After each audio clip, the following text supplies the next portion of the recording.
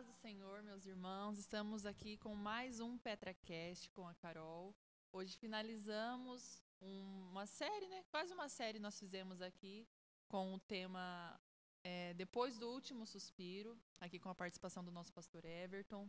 Esclarecemos algumas dúvidas, questões que nós temos em relação ao que acontece depois da morte, né? Dúvidas que nós cristãos temos e pessoas também que não frequentam a igreja, que não possuem nenhuma religião, têm dúvidas do que acontece, né? A gente morte vai para onde?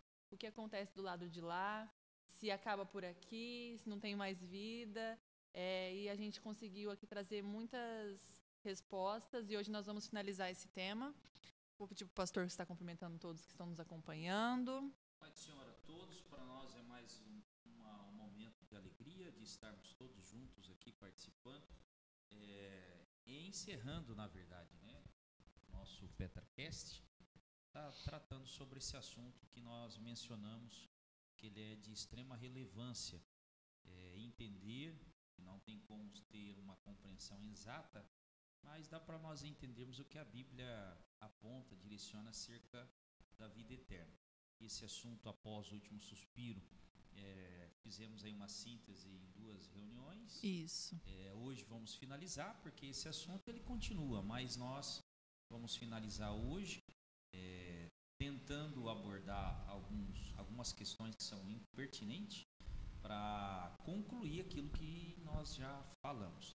Então, convido você a deixar aí a sua opinião, compartilhar, deixar o seu comentário, seja a favor ou contra aquilo que nós estamos abordando, porque a sua opinião é importante para nós termos uma compreensão daquilo que você entende acerca das Escrituras ou acerca de tradições que lhe foram compartilhadas. Que Deus abençoe e fique conosco ligadinho. Isso aí. Então, é só para a gente recapitular, né, um pouquinho do que foi dito, né, pastor? Uhum. Depois, né, de 2 encontros que nós tivemos aqui, foram aí 2 meses, né? Passa rápido. O senhor mencionou sobre o estado intermediário, principalmente na última conversa que nós tivemos, que é o lugar onde estão as almas dos justos e dos ímpios após a morte.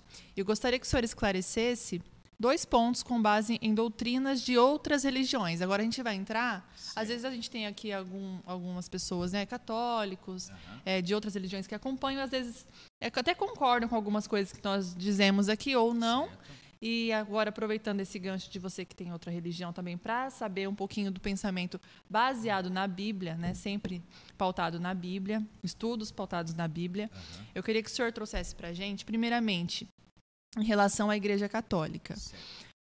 A Igreja Católica ensina que após a morte, a alma pode ir para o purgatório.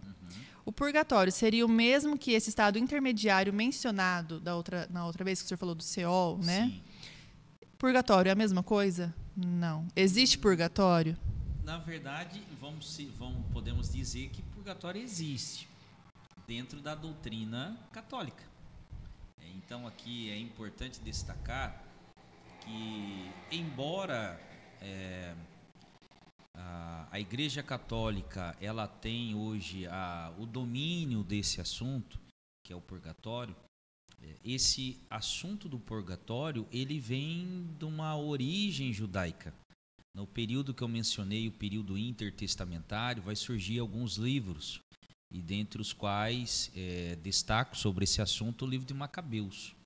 Macabeus, eu até trouxe aqui, segundo Macabeus 12, 43 ao 45, lembrando que Macabeus são judeus que vão se revoltar contra os domínios dos impérios que estavam subjugando Jerusalém. Então, quando eu falo Macabeus, tem em mente judeu. Então, nesse período intertestamentário, tu lembra qual que é esse período intertestamentário? Período que, quando Jesus não está mais, é isso? Não. Não sei. Período de silêncio. Isso, não é? Período de silêncio. Entre o antes de Jesus e depois de Jesus. Aquele silêncio que... vamos colocar que é o silêncio que vai desde do livro de Malaquias, que é o último livro do Antigo Testamento, até João Batista, que é o precursor de Jesus. Então ali Deus volta a falar depois de 400 anos. Então a quebra do silêncio não se dá com Cristo, mas se dá com João Batista, porque é ele quem vai ser o voz do que clama no deserto. Então, ó, o silêncio quebrado por uma voz que clama no deserto. E essa voz que clama no deserto é alguém escolhido por Deus para anunciar a chegada do Salvador. Então, nesse período, são um período de 400 anos que não tem registro algum de Deus comunicando com a humanidade. Então, por isso que nós chamamos... É nesse período que entra o livro de Macabeus. Que vai surgir as histórias do Macabeus. Então, nesse período, vai surgir muitos livros escritos. Todavia, por que a igreja evangélica não recebe? Porque não foi o momento em que Deus estava falando. Então, para nós, são livros canônicos. A Igreja Católica ela chama esses livros de deuterocanônicos. Ou seja, esses livros, para nós, eles não têm inspiração divina. São livros que têm relatos históricos, como a história do Macabeus, que vai contar a revolta. Então, nesse período, vai surgir a história. E tem o livro, tem primeiro Macabeus e segundo Macabeus. Esse livro não está na nossa Bíblia, a Bíblia protestante, mas está na Bíblia católica. A Bíblia católica tem esses dois livros. A Bíblia católica tem 73 e a nossa Bíblia tem 66 livros. Então, dentre esses a mais, nós encontramos esses livros. E o que diz segunda Macabeus? Diz o seguinte, ó. Em seguida, 2 Macabeus 12, 43 ao 45, diz o seguinte: em seguida fez uma coleta individual entre os soldados no total de cerca de 2.000 dracmas de prata, que ele enviou a Jerusalém para que se oferecesse um sacrifício pelo pecado. Então, até aqui, vamos dizer que está tudo normal. Está falando sobre oferta para oferecer para sacrifício de pecado. Beleza. Aí ele continua. Ele procedeu de maneira inteiramente digna e nobre, inspirado pela esperança da ressurreição. Então agora está falando de um sacrifício que ele está vinculando a esperança da ressurreição. Então já começa a mostrar que esse sacrifício não é para o tempo presente, mas para aqueles que já não estão mais presentes. Aí diz lá: se ele não tivesse acreditado que os soldados mortos iriam ressuscitar, então agora já aparece aí personagens, soldados mortos. Então, houve batalha e alguns soldados morreram. Por isso que o livro está dizendo: teria sido inútil e supérfluo orar pelos mortos. Então, a primeira coisa aqui, no livro de Macabeus, já trata de oração em favor dos mortos. Que lembrando que está num período intertestamentário. Não, Deus não está falando, então não tem a inspiração de Deus, tanto que está falando pelo fato de orar pelos mortos. Então, da onde que vai surgir? Homens que escreviam? Macabeus, ele é um judeu que viveu em Jerusalém, que se revoltou contra os domínios, porque Jerusalém ele sempre teve sob domínio de impérios. Então, uma revolta que ocorreu ali no período antes de Cristo, nesse período intertestamentário, com a finalidade de se libertar dos domínios gentílicos. Então, esse é um relato histórico que aconteceu. Todavia, esse livro está dentro da Bíblia católica, dando a esse livro uma autenticidade de inspiração, porque está dentro da Bíblia, então tem uma suposta inspiração. Então, ele continua dizendo, ó: mas se considerava que uma magnífica recompensa está reservada para aqueles que morrem piedosamente. Está falando de recompensa para aqueles que morreram piedosamente.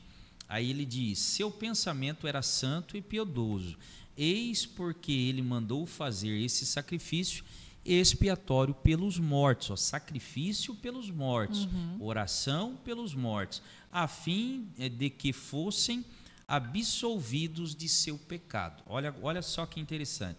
Então agora tem uma oferta para que as pessoas fossem absolvidos de seus pecados, mas não é vivo, é as pessoas mortas. Por que o livro de Macabeus está contando isso? Porque alguns soldados, dentro daquele contexto, eles morriam em batalha com amuletos idólatras, porque o judeu ele foi muito idólatra. Tanto que quando eles estiveram cativos em Babilônia, eles aprenderam, eles já tinham, né, aprendido com as outras nações. Mas em Babilônia, então, aquilo exalou a idolatria. Eles adoravam muito os deuses. O judeu, ele teve muito isso com ele.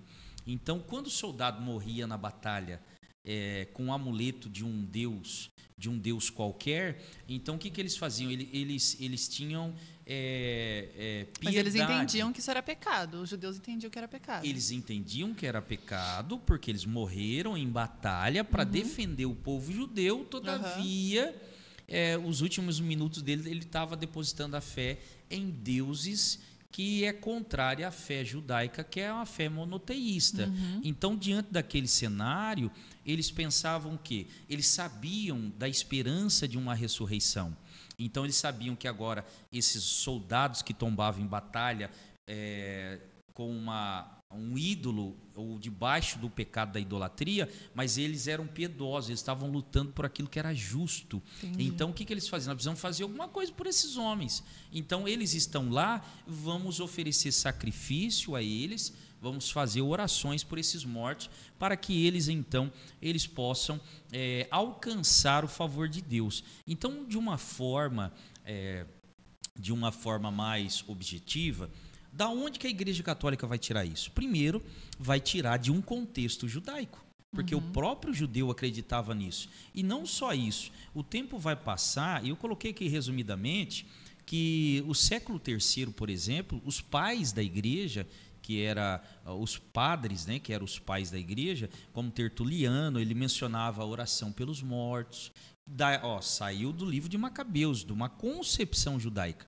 Então, isso vai se perdurando ao longo dos anos. Orígenes, né, ele vai sugerir também o processo de purificação da alma após a morte, é uma espécie de fogo purificador, que depois você vai ver que tem um texto bíblico que vai tratar desse assunto de um fogo purificador. Então, isso vai perdurando séculos. Os pais da Igreja, eles vão interpretando nessa mesma visão, que então precisa orar pelos mortos, tem que haver um sacrifício pelos mortos, eles têm que passar por um fogo de purificação já na eternidade. Aí vai vir Agostinho de Hipona, que ele vai falar sobre a purificação após a morte para certos pecadores. Já tá, não é já todo faz mundo. uma exceção. Agora já está limitando, eles vão analisando. Então, para você, isso aqui também ajuda a entender que o pensamento teológico, ele o pensamento, a interpretação, não vou dizer o pensamento, mas a interpretação teológica, ela não é definitiva, ela não nasce pronta. Vai aprimorando, são você várias vai traduções. Como a sua profissão, né? Dentista, você tem que sempre estar fazendo aprimoramento, senão você vai ficar retrógrado, né? Sim. Vem equipamento novo, vem maneiras de resolver um problema mais fácil. Antigamente dava uma volta muito comprida. A teologia é a mesma coisa. Aí, quando chega na Idade Média, o que nós vamos encontrar aqui? A teologia, na era medieval, lá para o ano de 590, nós vamos ver que Tomás de Aquino, que é um dos homens mais sábios que já pisaram por essa terra. Tomás de Aquino, ele vai dizer o seguinte, ele vai começar a definir a teologia, a teoria, não vou dizer que é teologia, né? A teoria do purgatório. Vai começar a definir com mais clareza. Então, eu tenho Gregório, que é da época ali de Tomás de Aquino, que vai defender que certos pecados podiam ser expiados após a morte, e Tomás de Aquino, que é lá do século VIII, ele vai afirmar que o fogo do purgatório era real e servia para purificar as almas justas. Então, nós não estamos dizendo aqui pessoas leigas que não têm conhecimento. Tomás de Aquino, por exemplo, é um dos pais aí da igreja que trouxe muitos ensinamentos. Aí tem a doutrina oficial do purgatório, ele vai ser declarado oficialmente, embora agora só tenha um pensamento teológico, agora tem a declaração da igreja. Por isso que eu dei essa volta para dizer que a Igreja Católica se apropriou primeiro de um pensamento judaico e de um pensamento que foi se desenvolvendo ao longo dos anos. Agora nós estamos em 1439, depois da era da igreja primitiva.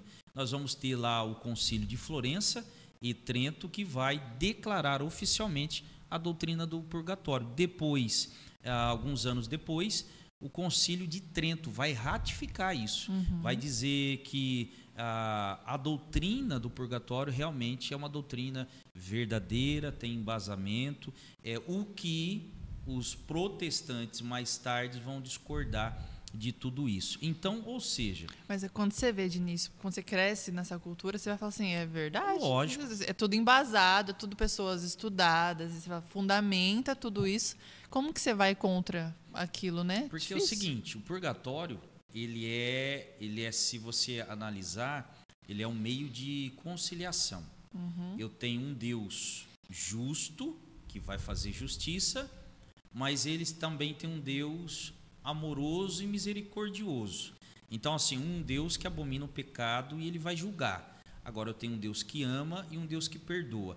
E parece que são dois atributos de Deus que precisam de uma conciliação, porque um é muito explosivo e o outro é muito calmo. Então, o purgatório surge como um microfone no meio dessas duas personalidades de Deus. Um juiz que julga como um fogo consumidor, mas um Deus misericordioso que quer salvar. Então, eles criam isso como um lugar intermediário que vai fazer com que a alma ela ascende à eternidade, ela não cai no juízo de Deus, mas ela também não vai diretamente para a misericórdia de Deus, porque ela precisa agora passar por esse pedágio. Seria o fogo purificador para que ele então pudesse alcançar a salvação. Então, o purgatório parece que é uma solução desse Deus justo que julga e desse Deus misericordioso. Então ele vem com essa ideia e não é mais fácil para nós entender. E fica mais cômodo também para ser cristão assim, né? Aí eu posso morrer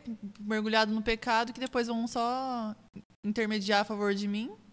E aí, Deus perdoa meus pecados. Sim, é assim, ó, a pessoa morreu, por exemplo, aqueles idólatras, morreram na guerra com imagem de escultura, amuleto de deuses escondido na sua indumentária de guerra. Eles morreram como se fossem amigos de Deus, porque eles estão lutando pela terra de Jerusalém. Sim. Todavia, eles estavam ali, né, namorando outros deuses e tal. Então, é muito cômodo isso, para tentar fazer agora. Não, então nós precisamos equacionar isso, encontrar uma solução melhor, porque aqui é muito justiça e aqui é muito amor. Também não é assim, muito amor vai salvar todo mundo. Então o purgatório ele vai surgir como essa ideia aí de processo de purificação, baseado, então a origem do purgatório já está errada.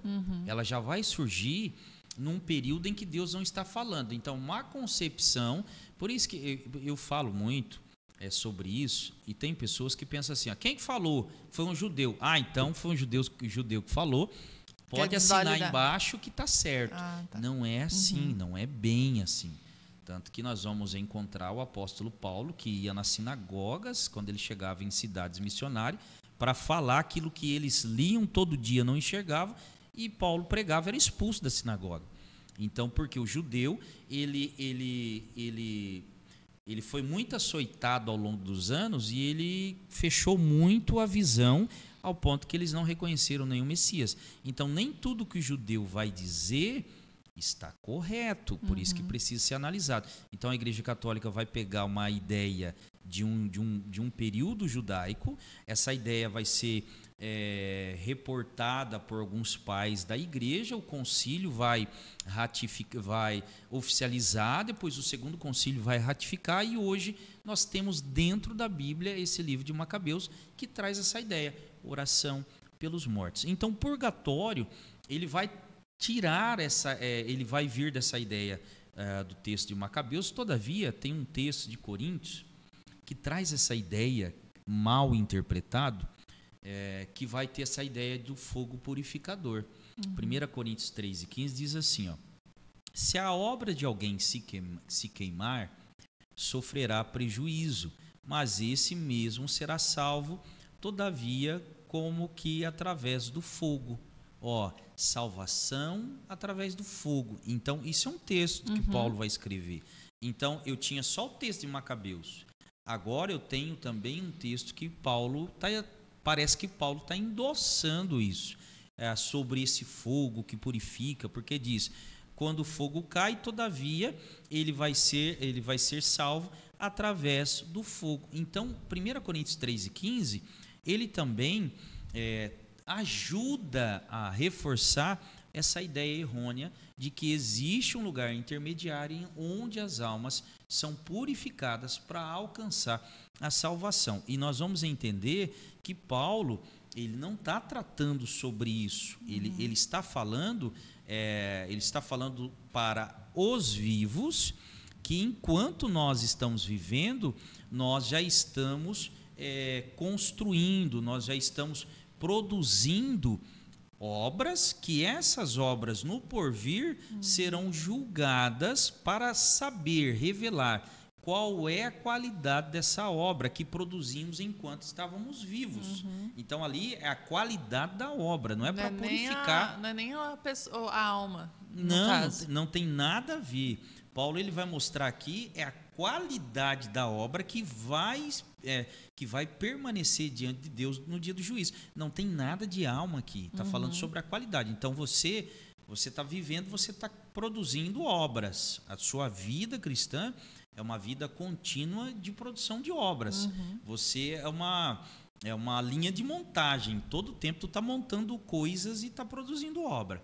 Só que quando você partir, você produziu um tanto de obras. Para você, alguém vai dizer assim, nossa, Carol, essa menina produziu tantas coisas boas por o reino de Deus. O que o homem vê não é o que Deus vê. Aí a Carol vai para o tribunal de Cristo, que é onde as obras dos salvos serão julgadas, que é esse texto que está narrando isso, só que está falando das obras. Então vem o fogo e você vem com você vem com muitas obras nas costas. Aí Deus vai ver a qualidade dessas obras. Cai o fogo. Sai um volume, vai embora. Esse volume reduz. O que o fogo faz? Ele não reduz, porque ele não diminui a matéria. Vai ver o que permanece de bom, né? Justamente. Então o fogo vai declarar não a quantidade, mas agora a qualidade da tua obra. Aqui tu tinha quantidade. Quando você chegar lá, nós vamos analisar a qualidade dela. Nós não, né? Deus vai analisar. Sim. Então, quando eles estão tratando sobre isso, por isso que Paulo vai dizer, aqueles que edificam mal sofrem perda. Ou seja, o que é perda? Não tem recompensa. Por que será salvo? Ele vai falar sobre a menção do salvo. Porque já está no tribunal de Cristo. Quem chegar no tribunal de Cristo, ele está salvo. E o tribunal de Cristo não é para salvação, porque ele já está salvo. Ele já foi salvo porque ele foi declarado justo por meio da fé, por meio da unção do Espírito, que fez com que a pessoa se tornasse igreja, veio o arrebatamento da igreja, então agora ele ressuscita se estiver morto, ou será transformado se estiver vivo. Então, o fato de estar no tribunal de Cristo é porque ele viveu uma vida de fé e obediência na palavra de Deus. E ele só vai para lá porque ele já está salvo. Sim. Mas agora Cristo vai julgar todos os fiéis segundo as suas obras. Então esse texto vai ajudar uma má interpretação, que ali não é para a purificação da alma, mas é para a aprovação da qualidade da obra que todos os santos fizeram enquanto viveram na terra. Então, só para fechar, então primeira coisa, essa questão do purgatório vai nascer lá nesse período. Vai nascer lá nesse período com os macabeus, que vai sendo conduzida durante o período dos pais, dos papas, né, dos pensadores teológicos. Todavia, após a reforma protestante, vai entender-se que não tem nada a ver uma coisa com a outra.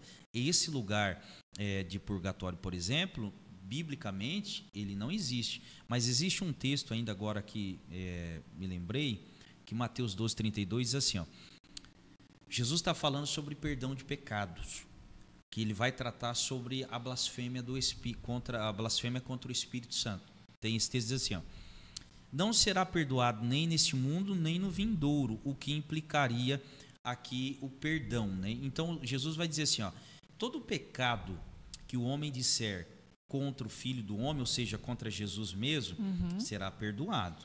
Agora, o pecado e blasfêmia contra o Espírito Santo, olha o que Jesus diz, não será perdoado nem nesse século, nem no porvir. Então eles entenderam, tá, então se eu tenho pecado que está sendo perdoado, que não está sendo perdoado nesse século e nem no porvir, então tem algum outro que vai ser perdoado lá, no tem caso. o outro que está sendo perdoado aqui e lá no porvir também.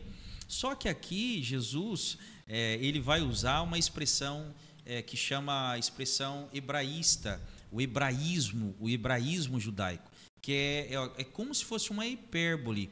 Jesus está dizendo, quando Jesus diz assim, não será perdoado nesse nem no outro, ele está dizendo assim, não há hipótese. Ele está dizendo assim, não existe. Ele está colocando assim, asseverando como se fosse uma forma de fortificar aquilo, de que aquilo não tem solução. Não tem. Isso mesmo, ele está asseverando, colocando a seriedade do assunto.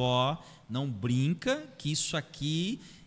o pecado e blasfêmia contra o Espírito Santo é algo que vocês não podem brincar, e foi o que o povo judeu eles fizeram. Então, nesse contexto também, eles pegam esse texto para dizer assim, bom, se tem pecado que não pode ser perdoado aqui nem no porvir, contra a senso tem pecado que pode ser perdoado aqui e pode ser perdoado no porvir. Mas não é isso que Jesus está abordando aqui. Então, tem uma expressão aqui, um hebraísmo, que é uma hipérbole, né, um exagero, utilizado por Jesus para mostrar a seriedade do assunto.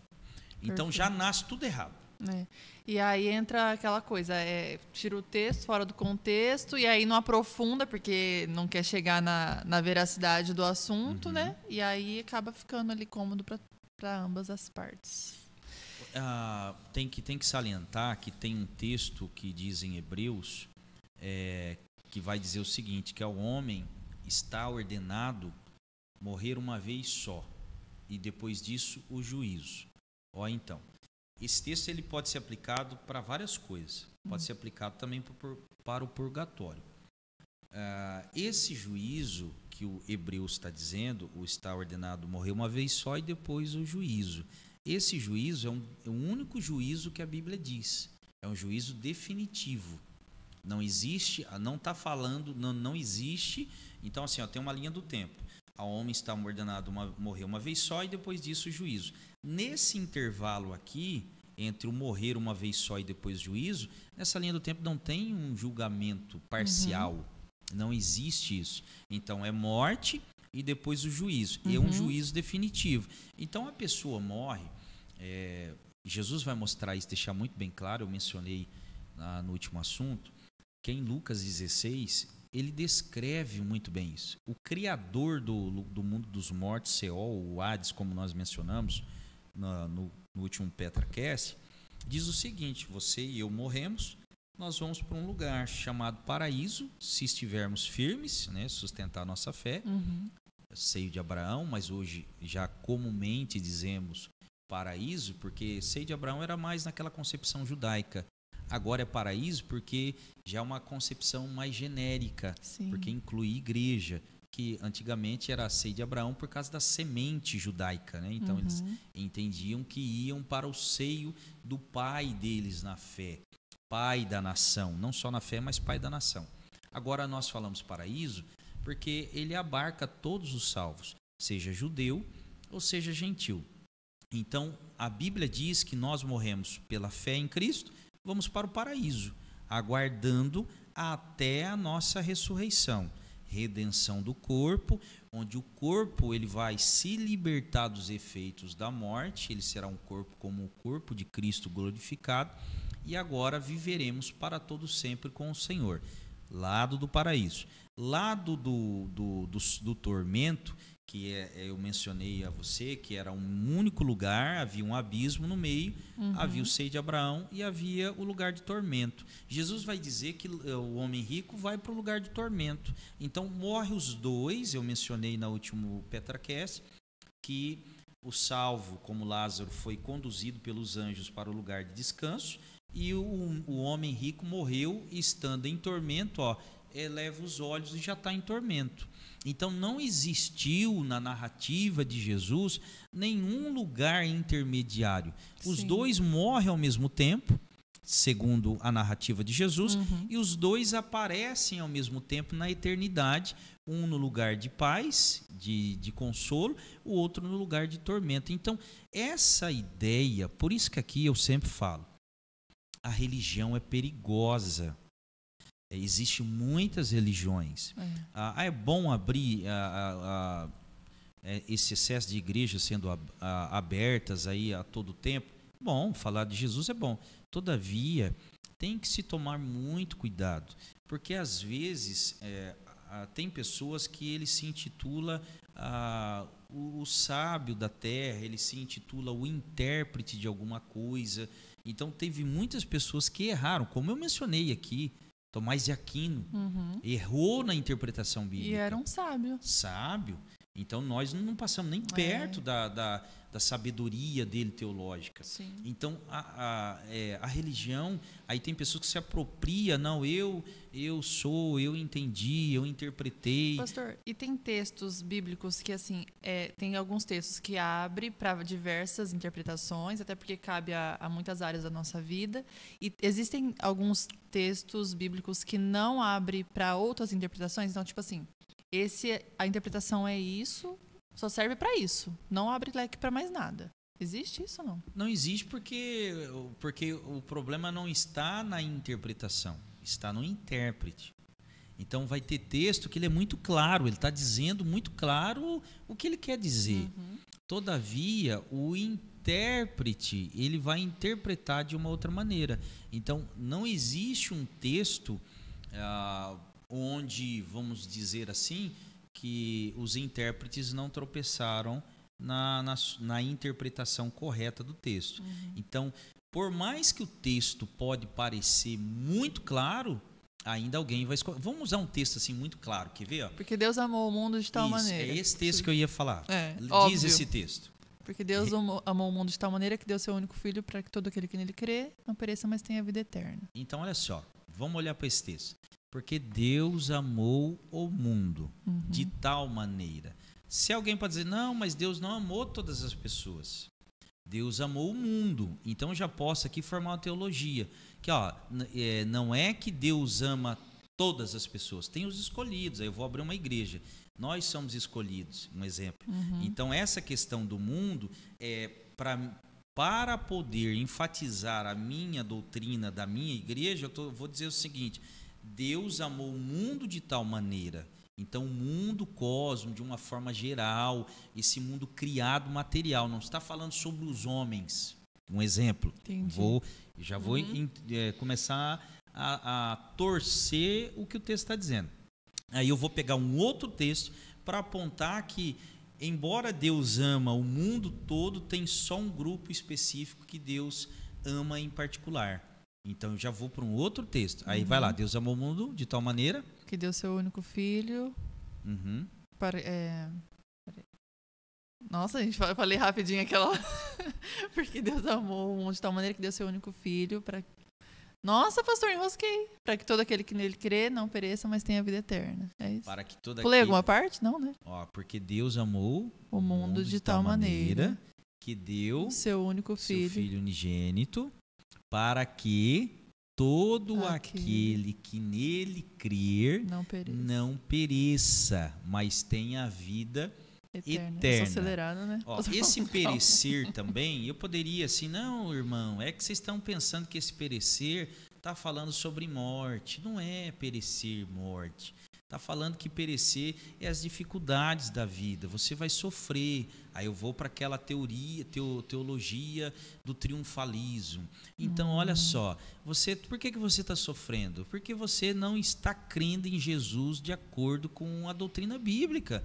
Porque quem crê em Jesus de acordo com a doutrina bíblica não perece. Ele tem uma vida triunfante. Mas não é isso que está dizendo. Está falando sobre perecer, morte mesmo. Perdição eterna. Vai perecer. Porque quem tem o filho tem a vida, quem não tem o filho tem a morte. Então, para você entender o seguinte, que todo texto ele é passível de interpretação errada. Todo texto. Ainda estou dizendo texto bíblico. Aí tem aqueles textos que a Bíblia não diz e que as pessoas dizem que o texto está dizendo. Um exemplo, não cai uma folha da árvore, se não for da vontade de Deus. O cair é do homem, o levantar é de Deus. Maldito o homem que confia no homem. Então, muito, fora isso que as pessoas vão inventando coisas que a Bíblia não diz. Então, para você entender que o assunto de ser pastor, nós aqui, eu sempre falo com o Fábio Gilmar, é uma coisa muito séria. Porque, primeiro, você tem que ensinar o que a Bíblia está dizendo. Você tem que cuidar, porque você não pode debruçar o teu coração sobre o texto. Por quê? Eu sou intérprete. A Bíblia é o livro a ser interpretada. Só que, embora a Bíblia seja a palavra de Deus, eu sou intérprete. E o meu coração ele pode se debruçar sobre textos e às vezes começar a ensinar coisas que o texto não está dizendo. Quer ver um texto que Jesus diz que aqueles que deixar tudo e me seguir receberá 100 vezes mais aqui e na vida eterna? O que esse texto está dizendo? O que você entende sobre esse texto? Deixa eu ver se eu acho ele aqui. Em Mateus. Repete de novo, pastor. Que Jesus vai fazer a promessa, vamos dizer assim, que aquele que deixar tudo para seguir ele vai receber 100 vezes mais aqui e ainda receberá a vida eterna. É como minha interpretação, se eu ler só nesse fechadinho, acredito que assim, eu largo tudo para servir meu Jesus, certo? Por mais que às vezes eu vá sofrer, em algum momento eu vou ser recompensada. Aí a gente vai pensar como que é essa recompensa, além da vida eterna aqui na Terra, seria o quê? Não faltar, para mim, tá? Não faltar o pão de cada dia, ter saúde, eu querer ter talvez recursos financeiros. Entendeu? Eu pensaria nesse sentido. Então, é mais ou menos nesse sentido que todo mundo está pensando. Agora eu abri o texto. Marcos, tem Mateus, mas eu vou abrir em Marcos aqui. Respondeu Jesus, em verdade vos digo que ninguém que há que tenha deixado casa, deixou casa, irmão, irmãs, mãe ou pai, filhos ou campos, por amor de mim e do evangelho, que não receba já no presente o cétuplo 100 vezes, casa, irmão, irmãs, mães, filhos e campos.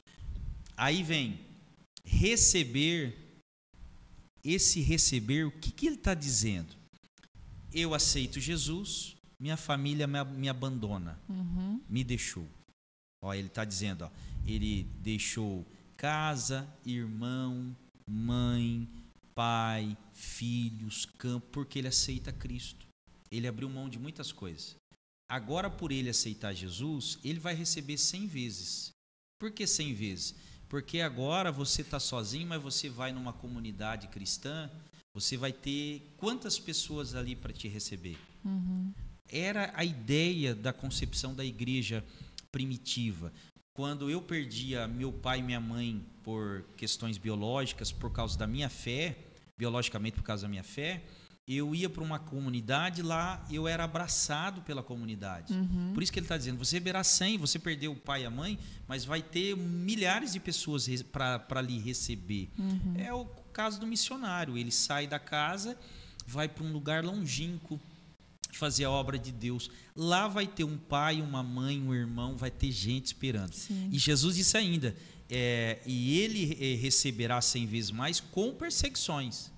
E não é que tu vai receber para... Então aqui não está falando de questão financeira, mas o coração do intérprete que só pensa em dinheiro, ele vai encontrar nesse texto algo assim, uma porta para ele falar, por isso, irmão, nós vamos fazer uma oferta hoje.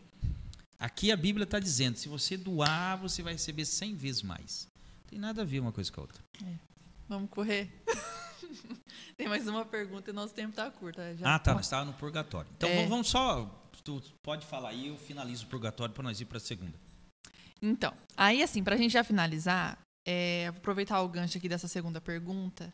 A gente fala muito de morte aqui, principalmente o pastor, né? A gente não, o pastor fala muito de morte, e o senhor gosta de ajudar a gente a entender mesmo e levar isso de forma leve, porque para nós morrer é lucro. né? Então, nesse meio tempo aí, o pastor sempre brincava quem quer puxar a fila. Eu não gosto nem de falar rindo isso, mas a gente acha engraçado porque ele falava muito isso. E de um mês de junho para cá, né?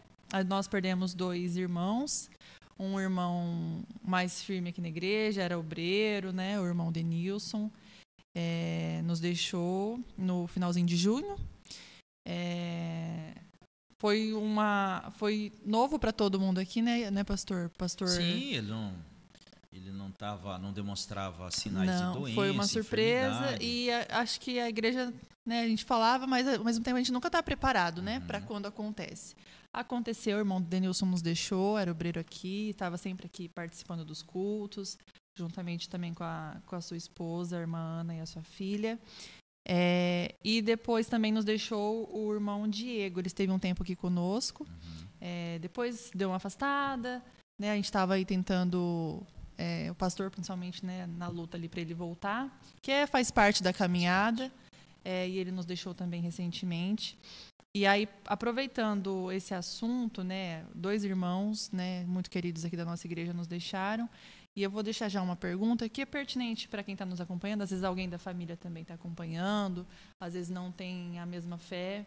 E essa pergunta que eu vou deixar já ajuda até para ajudar esses familiares e pessoas que conheçam esses irmãos. Essa pergunta é a seguinte: segundo a doutrina espírita, as almas podem sair desse estado intermediário que nós estamos falando, e se comunicar com os vivos. A Bíblia apoia a ideia de que os mortos têm contato com o mundo físico, especialmente com seus familiares? Então, olha só. Esse assunto, ele é até importante porque a perda de um familiar, igual nós tivemos aqui a perda desses 2 irmãos que você mencionou, embora um já era mais amadurecido, outro estava amadurecendo ainda, um jovem, outro irmão de meia idade para cima, a família, vamos se dizer assim, a família enlutada, a depender do seu contexto religioso, ele vai encontrar uma resposta. A igreja evangélica, como eu fiz o culto fúnebre, no caso do Diego, está dizendo, o Diego não pode mais ouvir o que nós estamos falando agora. Então, nós não vamos orar por ele, porque não existe oração pelos mortos. Nós vamos orar pelos familiares. Só que, naquele ambiente, vai ter pessoas que acreditam que o Diego poderia nos ouvir. Até teve pessoas que chegavam perto do caixão e começavam a rezar, fazer as rezas deles, ou até orar, não sei, a depender da religião. Então, nesse contexto, tem pessoas que vão buscar uma resposta, porque morreu precocemente, um jovem ainda. Então, se ele vier, por exemplo, num culto conosco, ele não vai conseguir conectar a ânsia que ele tem com a vontade de se comunicar com a pessoa que partiu, porque aqui nós já vamos dizer que a Bíblia ela condena essa prática. Mas existe religiões, como por exemplo, religiões que ela tem a essência espírita, a espiritualidade, eles têm resposta para isso. Então há essa possibilidade de conversar com quem já morreu. Então aí você vai para um lugar desse, aí você senta ali e de repente você conversa mesmo com alguém que já morreu. Você escuta a mesma voz. Ele conta coisa que só você sabe, entra nas minúcias da particularidade da família. Então a pessoa ela entende de forma contundente que realmente não tem como não ser essa pessoa. Então ela sai dali com a ânsia do coração resolvida, e agora não somente resolvida, mas ela agora passa a ser uma seguidora dessa religião, porque essa religião conectou ela com a necessidade que ela tinha de se comunicar com uma pessoa que já morreu. Então, humanamente, você vê que é uma coisa muito óbvia, muito normal, natural, isso é corriqueiro, acontece todos os dias. Tem pessoas que, principalmente pais, mães, que sofreram muito, conversam com os filhos e estão conversando até hoje. Então, é uma coisa muito normal. Mas a primeira coisa, o que a Bíblia diz? A Bíblia, ela o que Deus, vamos dizer, eu digo o que a Bíblia diz, o que Deus diz sobre isso? Vamos parar para entender, isso que as pessoas precisam entender. Você tem que silenciar a tua ansiedade para parar para ouvir o que o Criador diz sobre isso. Aí eu separei 2 textos aqui, Isaías e Deuteronômio. Isaías diz o seguinte, Isaías 8:19. Quando vos disseres, consultai os necromantes e os adivinhos, acaso não consultará um povo ao seu Deus? Fazendo uma pergunta. A favor dos vivos, interrogar-se-ão os mortos? Então ele está já fazendo um questionamento. Aí Deuteronômio diz assim: não se achará entre ti quem consulte os mortos. Moisés está dizendo isso. Pois todo aquele que faz tal coisa é abominação ao Senhor. Então, ou seja, eu vou em busca de consultar os mortos, eu já sei. Eu estou praticando aquilo que Deus abomina. Tá, mas como? Então, se Deus abomina, como é que Deus permite que essa pessoa, então, lá no mundo dos mortos, venha se comunicar comigo? Parece que é paradoxal, né? Um Deus que abomina, mas o mesmo Deus que abomina está permitindo que essa pessoa venha conversar comigo. Só que é ilusão, né? Só que aí que é a questão. Quem é que está conversando comigo? Não é essa pessoa. Com certeza não. Mas a pessoa não tem essa consciência, ela acha que é. Deus diz que toda alma é minha. Se ele abomina isso e toda alma pertence a ele, como é que ele vai liberar a alma para vir conversar comigo? Ele não vai. Ele não vai. Aí nós temos que entender que a Bíblia fala dos espíritos enganadores. Por isso que a fé ela é racional. Você não pode ser levado à emoção, a fé é racional. Aí eu estou com o coração quebrado, vou num lugar desse, quem que vai falar comigo? Não é essa pessoa que morreu, mas existem espíritos enganadores. Por que eles são chamados de espíritos enganadores? Porque eles enganam as pessoas a praticar aquilo que Deus abomina e no final você vai pagar uma conta muito alta. Porque Deus está dizendo, não faz, aí tu está fazendo. Ah, mas isso é bom para mim. Ah, está massageando o teu ego, porque está com o coração ferido, só que você está indo contrário à vontade de Deus e você está comunicando com alguém que é um espírito enganadores, que nós hoje chamamos de demônios, né, que são os anjos caídos, que ele tem uma finalidade, te afastar de Deus. Então, ele pode, a Bíblia diz, ele pode se materializar ou fazer coisas grandiosas que saem da nossa concepção. Então, por exemplo, você está com quantos anos? 25. 25. Faz quantos anos que existem espíritos enganadores? Nossa, não faço ideia, muito. Mais de... Quanto tempo? Dá uma desde data a criação. Não, desde a de Adão e Eva lá. Até antes, né? Antes, né? Antes, que já estavam caídos, né? Sim. Então, olha só, eles estão caídos antes da criação. Aí passou... Mas em anos dá quanto mesmo, pastor? 6.000 anos, desde 4 para trás e 2 para frente. Você falou lá, né? Isso. Então, hoje nós estamos, vamos colocar, se fosse juntar o antes e o depois, 6.000 anos. Quantas Carol parecidas, semelhante, igual a você, modo de agir, de conduzir a vida, já passaram por essa terra? Milhares. Milhares, Carol. Com o seu perfil, a sua personalidade. A Bíblia é tão clara que ela resume em todas as... Sabe quantas possibilidades você tem de ser tentada de forma diferente? 3. 3? 3. Só? Só. Avassaladoras também. Só existe 3. Não existe, tem uma outra forma que inventar. Não existe. Quais só tem são? 3 formas. Então, desde Adão até hoje, só tem 3 formas de você cair no engodo dos espíritos enganadores que Deus já descreveu. Tu não lembra? Começou lá no Éden. Essas 3 formas começam no Éden e acompanham a humanidade. Então, as pessoas, meu Deus, as pessoas têm que entender que os demônios, eles não inventam outras maneiras. Isso já é denunciado nas escrituras, que é só 3. Lembra dela? Não. Concupiscência dos olhos. Ela viu que eu tô sem caneta. ela viu que o fruto era agradável. Vou anotar, Concupiscência da carne, desejável para comer, e soberba da vida, porque será igual a Deus. Então essas 3 formas, elas se replicam durante anos. Então não tem novidade. Aí você vai ver que, da mesma forma, o que o diabo fez Qual com que é a Jesus? terceira? Concupiscência dos olhos, concupiscência da carne, soberba da vida. Aí você vai ver que na tentação de Jesus, qual foi as 3 formas que o diabo aplicou contra Cristo? As mesmas coisas. Foi as mesmas 3 coisas. E isso acompanha por toda a vida. Então é muito fácil. O teu jeitinho é muito fácil. Então ele vai primeiro, concupiscência dos olhos, aplicar em você. Você é uma pessoa que Jó lhe dizia, dominei os meus olhos para não desejar nenhuma virgem. Então Jó dominava os olhos dele para não desejar, concupiscência dos olhos. Aí tem a concupiscência da carne, a pessoa que vive muito por prazer. Então ele vai atacar você aí. Ele vai atacar numa dessas formas. O outro, ele não tem o desejo da carne exacerbado, os olhos dele ele equilibra, não coloca coisas ruins diante dos seus olhos, mas ele tem uma soberba no coração que dá um degrau para ele, pronto, ele já se revela, é a soberba da vida.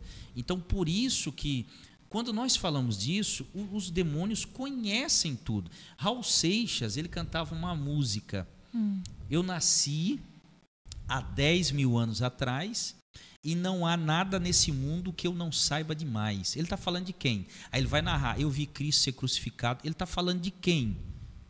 Raul Seixas era satanista, ele era adepto dessas forças ocultistas. Então, quando ele está cantando isso, ele está realmente dizendo, não há nada em você que ele não saiba demais. Então, ele conhece teu perfil, ele sabe, ele te vigia. O apóstolo Paulo diz que nós somos colocados em perigo todos os dias, nós estamos à espreita. Aí Pedro vai dizer que ele anda ao nosso derredor. Então ele está sempre, ele acompanha, ele não tem pressa, ele nos acompanha. Então ele conhece você no teu levantar, no teu sair, para onde você vai, o que você deixa de fazer. De repente morre alguém que você ama, pronto. Ele ouvia a sua conversa, os espíritos não têm parede. Por isso que muitos lares, eles habitam dentro de lares, eles fazem residência dentro de lares. O Senhor Jesus perguntou certa vez, de onde tu vens, Satanás? De rodear a terra e passear por ela. Ele passeia por aí, ele entra em lares que estão afastados da presença de Deus, então ele conhece tudo. Aí de repente tem uma ânsia, eu vou lá, com quem que eu converso? Com quem? Converso com os espíritos enganadores que ele está me enganando, induzindo a entender que eu estou falando com um parente que morreu. Todavia, se um parente teu aparecer, até para quem está nos ouvindo, eu acendi a luz, vi lá o fulano que morreu e ele estava lá dentro da minha casa. Repreenda esse demônio, não é o teu parente. Não existe isso. Tanto isso é verdade que uma forma de você testificar se aquele espírito provém de Deus ou não é usar o nome de Cristo. Então o nome de Cristo, ele é tão não pode correr, né? poderoso que uma pessoa possessa, por exemplo, você pode, se você não tiver discernimento espiritual, que é um dos dons que o apóstolo Paulo vai descrever isso à igreja. Tem um filme chamado Nefários. Já assisti. Fábio, não sei se tu assistiu. Já assisti. Tu viu aquele filme? Uhum. Uma pessoa leiga, que era o psicólogo, ele era psicólogo? Acho que era. Eu acho que era psicólogo. Ele está conversando com um cara que está sob o domínio de um espírito maligno. Isso é uma realidade, acontece todo dia. Então ele está conversando, para ele está conversando com uma pessoa normal. Mas ele estava conversando com quem? Com um homem possuído. E Sim. essa realidade acontece ao ponto que a Bíblia vai deixar muito bem clara que quando você percebe que você está conversando com alguém que parece ser uma pessoa, mas você tem uma leve impressão de ser um espírito enganador incorporado, a Bíblia diz assim, todo o espírito que testifica que Jesus nasceu de Maria, morreu e ressuscitou, esse é espírito de Deus. Eu já fiz isso muitas vezes. A pessoa está tudo bem? Estou tudo bem, mas ela está incorporada ainda. Aí eu olhava no olho dela e dizia assim, então você crê que Jesus Cristo ele veio em carne, nasceu de Maria, morreu e ressuscitou, ele não confirma isso. Aí ele tem que se manifestar porque a Bíblia está dizendo isso. Sim. Então, nesse contexto, para nós começarmos a concluir, a Bíblia vai dizer que Deus abomina isso. Lembra que eu falei do texto de Hebreus 9, 27? Que ao homem está ordenado morrer uma vez só e depois disso vem o juízo. Então, eu tenho na linha do tempo morte e juízo. Então, agora, se eu tenho juízo, morrer uma vez só e depois está ordenado o juízo. Eu não tenho mais contato com esse mundo. Eu estou aguardando o juízo. Por mais que eu queira entender essa questão, por exemplo, da reencarnação. Eu não vou nem entrar nos textos bíblicos que eles usam para reforçar essa ideia, mas assim, quando você crê na reencarnação, é como se o teu corpo ele fosse descartável. Por quê? Eu morri, o corpo decompôs, virou em nada, a minha alma vai para um lugar intermediário que vai aguardar a senha para depois voltar em uma outra pessoa ou até mesmo em um animal, a depender da religião. O hinduísmo, por exemplo, você pode voltar em qualquer animal. Sim. Então, olha só. Então, o teu corpo, segundo a reencarnação, ele é um corpo descartável. Descartável. Então, é como se o teu corpo ele é a parte ruim sua. Tanto que eles acreditam que, a depender da religião, que quem pratica maldades aqui, ele vai reencarnar e vai reencarnar em um corpo doente. Lembra que certa feita Jesus... os discípulos perguntaram: Senhor, quem que pecou? Foi esse ou seus pais? Então, olha só, pecado hereditário, porque os pais pecou, o filho nasceu enfermo. Também é uma concepção tradicionalista que não tem embasamento bíblico. E a reencarnação é justamente isso. Então, eu nasci deficiente porque eu estou pagando por uma vida quando eu tinha um corpo bom, saudável. Eu morri, aquele corpo foi descartado, foi jogado fora. Então, eu entro num processo e agora eu vou nascer com outro corpo. Então, ou seja, a vida ela é cíclica, ela nunca tem um fim. Então, você descarta Jesus. Para que Jesus é necessário nessa história? Para quê? Nada. Você morre e você vai descartar esse corpo e agora você foi uma pessoa boa? Beleza, agora você vai encarnar em outro corpo. Aquele foi descartado. Isso confronta as Escrituras, porque Paulo diz que tudo que você vai receber, seja bom ou mal, vai ser por causa do uso do teu corpo, daquilo que você fez. Paulo está dizendo assim que até na eternidade o teu corpo está pesando sobre você. Não tem nada de descartar ele. Você vai receber segundo o que praticou. O que é a doutrina da ressurreição que Paulo vai defender? Que os mortos ressuscitarão primeiro. Quer dizer, por que está falando que os mortos ressuscitarão primeiro? Porque não tem descarte de corpo. Você vai, quem está lá na eternidade, vai voltar e vai pegar o corpo dele e vai ressuscitar e aparecer diante de Deus. Então, essa questão da comunicação com pessoas que estão lá, eles acreditam que eles estão em um lugar aguardando a oportunidade de reencarnar, para evoluir o espírito. Então, essas doutrinas, seja do purgatório, da oração aos mortos, conversa com os mortos, esses dois irmãos que morreram aqui, a igreja, ninguém ora para ele, ninguém conversa com ele, porque não tem mais conexão. Isso. Deus te fez corpo, alma e espírito. A tua alma e o teu espírito, para comunicar com as pessoas aqui, precisa do quê? Do corpo. Cadê o corpo? Morreu. Então, ou seja, foi expulso do mundo físico. Agora está no mundo espiritual e não tem mais consciência ou conectividade com o mundo físico. Lembra lá que Jesus disse, o homem rico, permita que eu volte então para contar aos meus irmãos. Jesus disse, não pode. Então, manda alguém. Não tem negócio de mandar alguém. Acabou. Então, deixa os vivos cuidarem dos vivos. Agora, a tua realidade é essa. Acabou. Então, não existe. Biblicamente, tem muitos textos, mas não vamos nem citar. Então, não existe. A Bíblia, primeiro, Deus abomina. Então, eu morri, quero falar com alguém. Tu está indo contrário, porque é abominação aos olhos do Senhor. Se eu acreditar em reencarnação, todas essas doutrinas que são as mais a doutrina mais delimitada pelas escrituras, delineada, não delimitada, delineada nas escrituras, eu tenho que pegar elas e jogar tudo fora, porque não serve. Então eu vou morrer, o que eu tenho que fazer para voltar a esse mundo de uma forma mais positiva? Ser uma pessoa boa. A salvação, aí outra doutrina, que é a doutrina da salvação mediante a graça e não por meio de obras, vai jogar essa doutrina fora. Porque pela graça sois salvo mediante a fé. E isso não vem de vós, ou seja, não é obra, não é obra, mas vem do próprio Deus. Então, assim, para resumir, deixar vocês terem mais alguma coisa, essas duas doutrinas são contrárias às Escrituras. Tanto purgatório, reencarnação, comunicação com os mortos, é totalmente contrária. E Deus abomina todas elas. É isso aí. Amém. Bom, finalizamos aqui a nossa série de o que acontece, né, depois do último suspiro. Eu espero que os irmãos tenham gostado e aprendido muito com esses ensinamentos. Daria ainda para aprofundar muito, né, pastor, nesse assunto. É um assunto muito extenso. Né? Mas fica aqui o nosso convite para vocês estarem acompanhando. Quem não acompanhou os outros dois, tem tudo disponível no nosso site do Ministério Petra. Hoje eu até que estava querendo relembrar, eu falei, deixa eu entrar lá no site. Porque quem não sabe, nossa igreja tem um site. Tem tudo lá, todas as lives, todos os cultos, todas as séries de todos os temas aqui que os irmãos trabalham, né? Então podem acessar lá, vai estar tudo lá. Então tem desde o início, desde quando a gente começou a falar sobre o que acontece a partir do momento que a gente morre, você pode estar acompanhando lá o início.